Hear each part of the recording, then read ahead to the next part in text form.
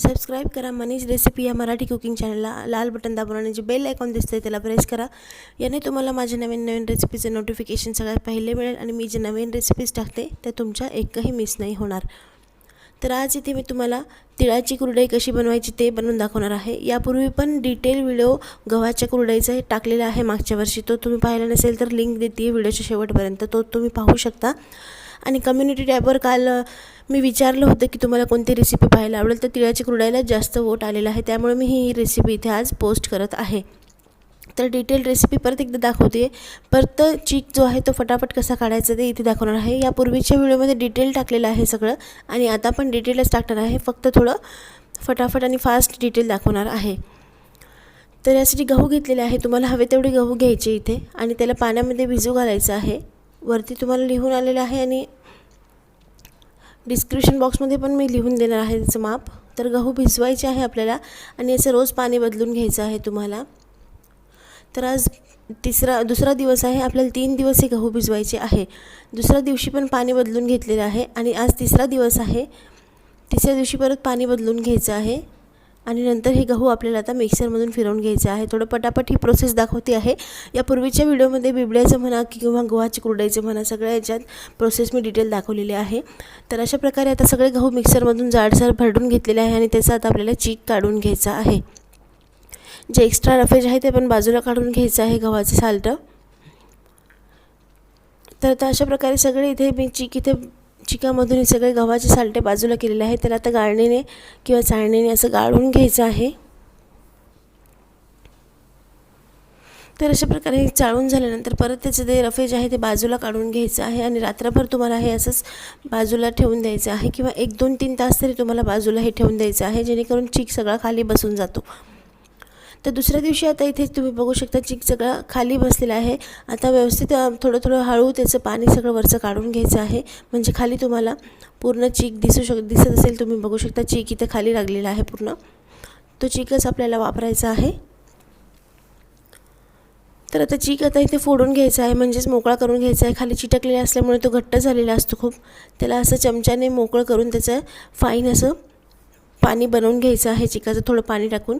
आणि जेवढा चीक आहे तेवढा सेम पाणी आपण घेतलेलं आहे। समजा अर्धा पातेले चीक आहे तर अर्धा पातेले पाणी घेतलेलं आहे आणि त्यामध्ये मीठ टाकलेलं आहे। पाण्याला उकळी फुटू द्यायची चांगली, पाण्याला उकळी फुटलेली आहे, चीक आपला तयार आहे। आणि तिळाची कुरडई असल्यामुळे तीळ आपण याच्यात घालायचे आहे, भरपूर समप्रमाणातच तीळ इथं घ्यायचे आहे। जेवढा चीक तेवढंच पाणी आणि तेवढेच तीळ, जवळपास अर्धा किलो तीळ इथे घेतलेलं आहे, कारण तिळाची कुरडई आहे आणि ही खूप छान लागते खायला। तर पाणी उकळलेलं आहे, आता त्यामध्ये पहिले चीक टाकून घ्यायचं आहे।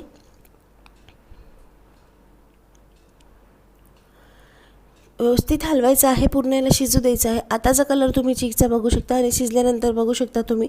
याला शिजल्यानंतर कसं ओळखायचं, पूर्ण चकाकी येते, एक शायनिंग येते पीठला, तेव्हा समजायचं की तुमचं बनवून तयार झालेलं आहे।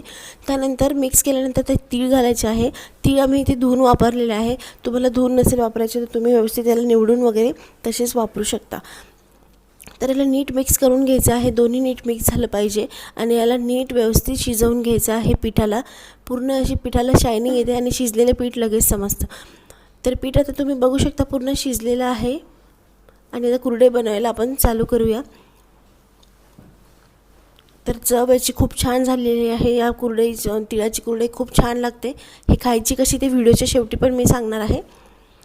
तर आता इथे साचा घेतलेला आहे, असा साचा तुमच्याकडे नसेल तर तुम्ही अवेलेबल करू शकता आजूबाजूने, कुठे नसेल तर तुम्ही मग, कारण नॉर्मल साचेमधून तीळ असल्यामुळे हे कुरडई पटकन निघत नाही आणि हाताला खूप त्रास होतो। याचे छिद्रे जरा मोठे असतात, हे लोखंडाचा साचा आहे। तर अशा प्रकारे आता सगळ्या कुरड्या इथे घालून घ्यायच्या आहे।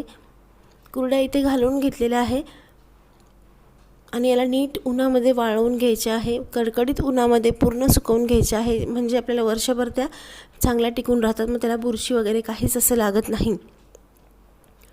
ते तिळाची कुरडया आहे इथे वाळवून घेणार आहोत आम्ही। 3-4 दिवसानंतर तिळाची कुरडया पूर्ण कडक वाळलेल्या आहे, तुम्ही बघू शकताय।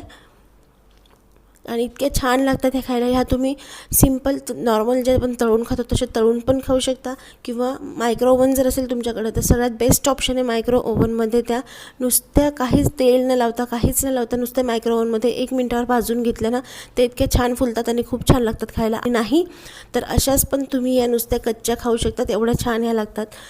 कुरडया खूप टेस्टी आणि खूप छान लागतात आणि तीळ खाणं हे चांगलंच असतं. तर ह्या तुम्ही खाऊ शकता. हिवाळ्यामध्ये पण बाजरीची खारोडी आणि तीळ असं गरम गोष्टी, ह्या तिळाची कुरडई अशा खाऊ शकता.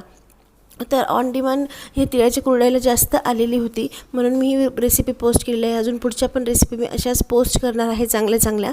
तर तिळाची कुरडईची रेसिपी तुम्हाला कशी वाटली ते नक्की सांगा.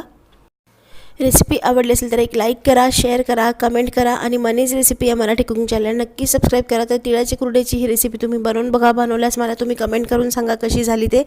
तोपर्यंत भेटूया पुढच्या अशा एक छानशा उन्हाळी रेसिपीसोबत. Bye bye.